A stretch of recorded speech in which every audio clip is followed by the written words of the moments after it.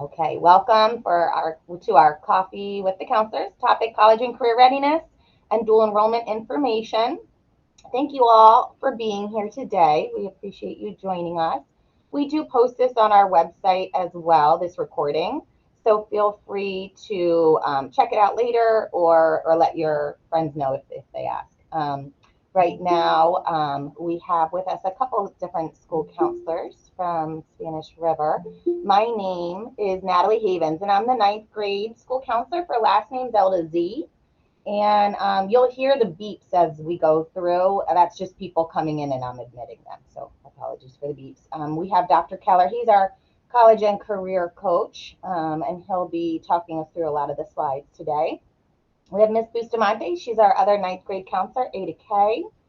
Um, we have Miss Garney. She's our 10th through 12th grade counselor, R to Z, I believe. And Miss Solid. She's our 10th through 12th grade counselor from A to D, I believe. I think that's it. So we're going to go ahead and get started. As a reminder, if you can just make sure you mute your mics. If you have any questions, feel free to type them in the chat bar. You'll notice some of our school counselors will respond as we're going. Anything we don't respond to as we're going through the slides, we can talk about at the end. We usually have time to address all questions, but if for any reason we don't have time, you can feel free to email any one of us or type it in the chat bar and we'll make sure to get back to you. All right, so let's get started. First up, we'll have Dr. Keller, our college and career coach. Oh, hello. We're starting with slide one, I'm assuming, right? All right. So here we are. So and first and foremost, good morning. I hope everybody's nice and safe and dry, considering the weather outside. All right. With all of that, now post high school options. Typically, there's going to be three options, at least the most popular options. You're either going to transition directly into college, you are going to opt for military service, or you're going to go into the world of work. So those are typically your three options. All three will provide fruitful results as long as you plan accordingly.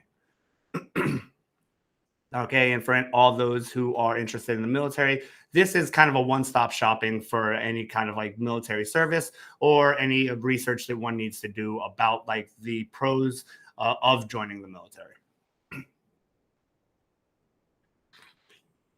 Okay, so I have this question all the time. Why college? College is not a prerequisite to be successful, and I know sometimes that that's not the narrative that's out there. However, as you can see with all the bullet points here, the college does provide a tremendous amount of resources to allow the student to build a skill set for whatever their desires are. If they don't know their desires, it is a great way for them to explore what those are and kind of like lock into something. We don't know what we don't know, and college really is an exploratory time more so than high school to allow a student to go out there, test different fields, see what they like, and ultimately gravitate towards something, attach to it, and then can build that skill set. So then 4 years later, depending on when when in the journey that they establish that yearning desire to do something, they have the skill set to go out into the job market and make themselves very marketable in that world.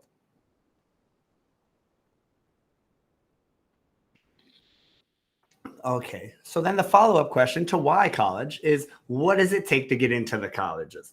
Okay, so that's a very much a loaded question because every college is different. What you will see here are the 12, I was going to say 4. Whoo, coffee hasn't kicked in yet. Okay, so the 12 public schools in the state. We also have a plethora of private schools as well.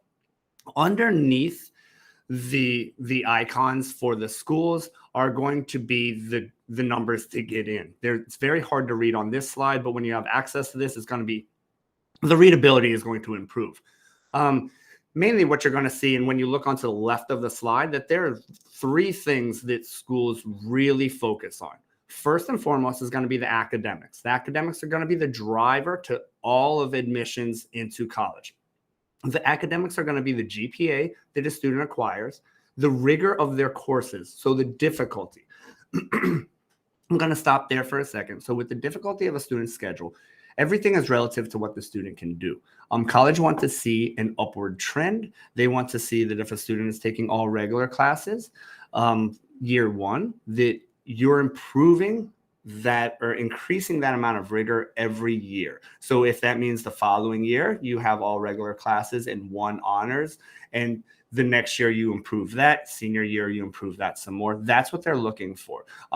You are not penalized for the level to which you start. So some people like to think that, oh my goodness, if I don't take all AP classes or all ACE classes, I'm not going to be considered for college admissions. That is absolutely false thinking.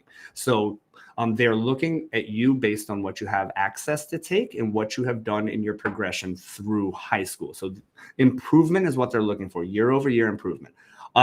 If we could go back to that slide just really quick. In addition to those, the two other things are going to be like the extracurricular piece. So where is your involvement within the school? Like, what are you doing? How are you interfacing with the school? Are you in clubs? Are you playing sports? And are you doing things outside of the school? So like, what do you do outside of the classroom, whether that be in school or outside of school? And then there's just going to be some miscellaneous components. Go ahead. So with the extracurriculars, students should get involved, because although the academics are going to be the driving force, like they're an institution of higher education. So education being the founding premise of that. So a student needs to demonstrate that they're excelling academically, but they also want to see, what else do you have? What else are you going to bring to our school culture? So this would include summer programs, internships, community service, and any level of involvement. That could be for community service or personal enrichment, but students should get involved, because that's the, hey, tell us something about you, and outside of you being a student. So this is always vital for the student to have these things, so there's more to talk about than just what they have done in the classroom, although that may be impressive as well. Okay, now the fun stuff starts. Dual enrollment. A lot of you are probably chomping at the bit, interested about dual enrollment. However, if you are the parent of a ninth grader, please be cautioned by this idea of dual enrollment. Okay, I'm going to have kind of like the dark, gloomy side of dual enrollment first, and then I'll get into all the benefits. So the dark, gloomy side of dual enrollment is that a student must perform at optimal levels when dual enrolling. It is a privilege that is extended through the school district. If a student finds themselves in a predicament, they took these college classes and, oh my goodness, they're too hard, I don't know how to handle it, I can't handle it, it's too much, it's overwhelming. If any of those things take place and a student either performs poorly, or two, withdraws from the class after it has started, then the student is no longer permitted to dual enroll ever again. And unfortunately, this happens the most with our youngest students. So it's very important that a student is displaying the maturity, the academic maturity, and the responsibility to be able to juggle these dual enrollment classes. So I do caution you, for ninth grade parents, like in the transition period between ninth and 10th grade, that's the first time a ninth grader can dual enroll, that you really think this through, and that the student understands their responsibility in this piece. Okay, now we'll go on to how you do it. Okay, there are going to be 4 steps. The first 3 are the responsibility of your student. Okay, so step number 1 is basically meeting the academic criteria. So they will need 4 high school credits. You really don't need to think too much about that. They will have that once they graduate transition from 9th to 10th grade. They will have those 4 credits, but that is what's keeping them from being able to do it as a 9th grader. That's why they must have concluded their 9th grade year before they're allowed to participate in dual enrollment. Then the second bullet there shows the unweighted high school GPA. So a 9th grader, even that 9th grade transition between 9th and 10th grade, they're still considered a 9th grader. They will have to have that 3.5 unweighted GPA. Once they transition to full 10th grade year, at that point, the requirement drops to a 3.0. They will need college ready placement scores. If they are applying to Palm Beach State, they can use their PSAT score. However, that is not the case for FAU. So just in general, for all three schools, they will take either the PERT, the SAT, or ACT. Okay, for the qualifying scores, this will be a list. This may not make a whole lot of sense to you now, but if you are looking at a score report for either the SAT, PSAT, ACT, Accuplacer, or PERT, these scores will make sense. But otherwise, you're just looking at some arbitrary numbers right now. Okay, step number 2, apply for admissions. So once you go to their dual enrollment page, there's going to, especially on Palm Beach State, there's just going to be this nice little button that says apply. You're going to click that button and then just go through the process. FAU will have a link. We're going to provide you the links for both schools here on the next couple slides. But it's very straightforward with that process. Okay, for Palm Beach State, you will need to complete an online orientation. Again, it's, press and play. There's just kind of like a link and you press that and it's going to take you exactly to where you need to go. And finally, step number 4, this is conducted with the counselor of record. So whoever your student's school counselor is, they will work through this paperwork with your student. They will give the student the paperwork and explain to them how it works. Essentially, the paperwork just lists the classes that they're interested in taking. So they will allow for a student to list up to 6 classes that they're interested in. I always recommend that if they have one class in mind that they want, that they at least have one other class as a backup, just for whatever reason. If that class, the schedule doesn't work for them or the class fills up, that they do have a backup option. Otherwise, they're going to have to go through the whole process of completing the paperwork again. And that's just unnecessary when they could have accomplished that the first time by having a backup option or 2. And finally, once they're authorized, they will register for classes. Okay, and as promised, here are the 2 links, both FAU and Palm Beach State, and these are embedded links. So once you have access to this presentation, you'll be able just to click that link and it'll take you directly there. Awesome. Well, thank you so much, Dr. Keller. That was a lot of information. You guys, this will be posted on our website. You can always go back and watch it. And of course, if you have any individual questions, you can email your school counselor, or you could post a question up on the chat bar. We're going to have Ms. Bustamante take us through the next 2 slides. Okay, so setting your child's expectations. Encouragement is super important. This is a super stressful time, especially when they start thinking about college. So the way we talk to children becomes their inner voice. So their self-esteem comes from you guys as well. So it's important for you guys to be realistic with each other. As I said, it could be a stressful process, the pursuit of higher education.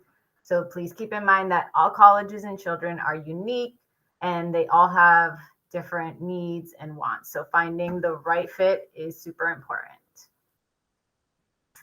And every student is different. Students should do the best they can and try to enjoy their high school years. It does go by really fast, and maybe not taking every ACE and AP courses for one particular student. It might be for somebody else, but everybody is different and everybody goes at their own pace. Thanks so much. Thank you to the school counselors for joining, and also to all you parents and guardians for joining us. This is the first coffee talk I have not seen a question in the chat bar. I think it's working. Maybe we have answered all your questions, which is great. Maybe you're not sure what to ask, and that's okay. If questions come up, feel free to email the school counselor. I'm going to email all parents and guardians with this presentation and a survey for you guys to do, just to see what you think, see what we should do moving forward. It's really quick. We appreciate if you would do that. And our next coffee talk, we're skipping December, so the next coffee talk is going to be in January, on January 21st. So we will see you back then. If you guys have any questions, feel free to type them in. I see one question here. Received an email to enroll a student in AP exam for college credits. We do have AP exams at the end of the year. There's a certain score they can score to earn college credits. Is anybody able to answer that one? Dr. Keller, do you know what scores they might need? It depends on class or school they're going to. Most schools will accept a 3. Some schools require the students to get either a 4 or 5 on the exam. Some of your even higher level colleges won't allow the student to use that score for credit necessarily for their if like they took AP Bio and they got a 5 on the AP Bio exam, but they're deciding to major in biology at the school, they may take that credit as an elective credit, but they'll still require that the child take biology at the school. Awesome. Thank you, Ms. Garney. I hope that answers your question. Those tests are at the end of the year, I believe in May. The college ready scores, I can go back to those. These are scores that are needed if a student is going to dual enroll. These are the scores that will be necessary for them to qualify. Not all of them. They have to pick one test, the SAT, the ACT, AccuPlacer, or PERT. And like Dr. Keller mentioned, Palm Beach State also does accept PSAT scores. So if that's the current situation you're in, you can contact Dr. Keller or the school counselor about that too. And what can be a little confusing with these qualifying test scores, especially with the SAT, you're going to see scores that aren't indicative of what you're typically used to seeing with SAT scores. You're used to seeing numbers that are quite a bit larger than that, 500, 600s. These are going to be the sub-scores in each category. So if a student looks at their score report, they're going to see the gross number. So say they received an 1100, it'll say 1100. Combined score, it'll say 550 in English, 550 in math. And then as it breaks that down even further, then there will be subcategories. The subcategory scores are what we're looking at right here. So they need to score a 24, a 25, and a 24 in the respective categories in the sub-scores.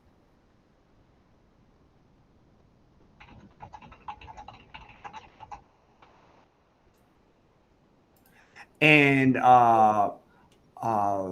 yes, thank you, Ms. Garney. So as far as FAU is concerned, the PSAT will not be a qualifier, so they will have to take either the SAT, ACT, or the AccuPlacer. The AccuPlacer or PERT. The AccuPlacer is an in-house FAU test. We had a question about an 11th grader who's not sure of interest. Who should they talk to? Definitely we have their school counselor, I think would be Miss, well, if they have the same last name, it would be Miss Garney. We also have our college and career coach, Dr. Keller, who's great. So they can come to the suites and ask to set up a time to talk. And then just quickly for Hugo's question, if I'm understanding correctly, your son isn't currently in any AP classes, but you got an email from AP. They might just be reaching out. They do like to make sure that all students have an equal opportunity to participate in AP classes. So they might just be trying to get you to be aware of them so that maybe for next year, Hugo might want to, or your son might want to enroll in some AP classes. Oh, thank you, Ms. Garney. And as far as the not knowing what they want and where the interests are for the 11th grader, I just put a link for Palm Beach State's career assessment. It is a wonderful tool. It will take a student approximately 10 minutes to complete. It is a 60-question detailed, I guess, battery as to what a student enjoys doing. They're going to ask a variety of questions. It literally takes 10 minutes or less, and it will break down based on the students' likes about particular categories, what areas of study may suit them best. This is a wonderful place to get started, and from there they can kind of expand. They can come, they can see us, and we can have conversations, but it gives them a little bit of background about where their interests align with employment. Okay, we had a question about when dual enrollment can start. For ninth graders, obviously it can't start till the summer after ninth grade, but for other grade levels, Dr. Keller, are you able to answer when they can start? I think there's certain semesters they can start in. Okay, so typically Dual enrollment is just going to follow your traditional college schedule. So you either have fall term, spring term, or summer term. Summer term starts in May. The full summer term starts in May. So a student will have to kind of construct their schedule if they're already beyond ninth grade year and they meet the qualifications and they're ready and have paperwork submitted, then they can start as early as May. But keep in mind that they have to work around their current high school schedule because they'll still be in school for a couple of weeks. There'll be a little bit of an overlap. But as far as when they can, those 3 windows of time are really open for the student. So if a student wants summer, as long as they are adhering to the calendar and making sure that they have all their paperwork and register prior to the class starting, they're really good to go. FAU, what you will notice if you're interested in dual enrolling at FAU has very strong deadlines. So a student must adhere to the deadlines, and all of those will be posted on the link that we provided you. But as far as like when they can, any semester works for them. They just need to be aware of the calendar. That's all. Awesome. Thank you, Dr. Keller. There was a question about a list of summer programs and internship opportunities. In that case, a lot of universities, it says offers one, so feel free to look into that and be proactive. Use your networks and research opportunities. It's not something that I think Spanish River lists any kind of, puts out any kind of list for them. And then there was a question about the course planning meeting with Duke counselors talk to students for 10th grade, I guess through 12th, going into 10th through 12th. And in February or March, there is usually, I think there was a video we released last year for students to see and watch and hear about it. So definitely stay tuned. February or March is when the students will hear more information, and remind them to watch the morning announcements. A lot of information will be on there as well. There's a question about a student taking an AccuPlacer anytime. Yeah, you can contact Palm Beach State, I think, offers it often, and FAU. And then I'm looking at another question here. Oh, go ahead, Dr. Keller. Yeah. So Miss Paula, we typically don't reach out to the students based on their particular demonstration of strength, just because with the overall number of students that we have here, that it's very hard to identify every student in their particular strengths, because that would cover such a scope. We really encourage the students to come and see us, and we can explore those options. Because if a student really knows what they want and they are very passionate about a particular thing, and they would like to delve deeper into it from like a college standpoint or from just an overall curriculum standpoint, we encourage them to come see us. If they want to talk about college specifically, they can make an appointment or reach out to me, and then we can have a conversation. So we don't really do a lot of outreach to the students in particular. We just open ourselves up and give them resources to come see us about these things. Or from time to time, we'll have some like just open-ended presentations giving a general overview of the process, but not the particulars. You guys have had some great questions. If you have any more, feel free to put them in the chat bar. I'm going to stop recording now.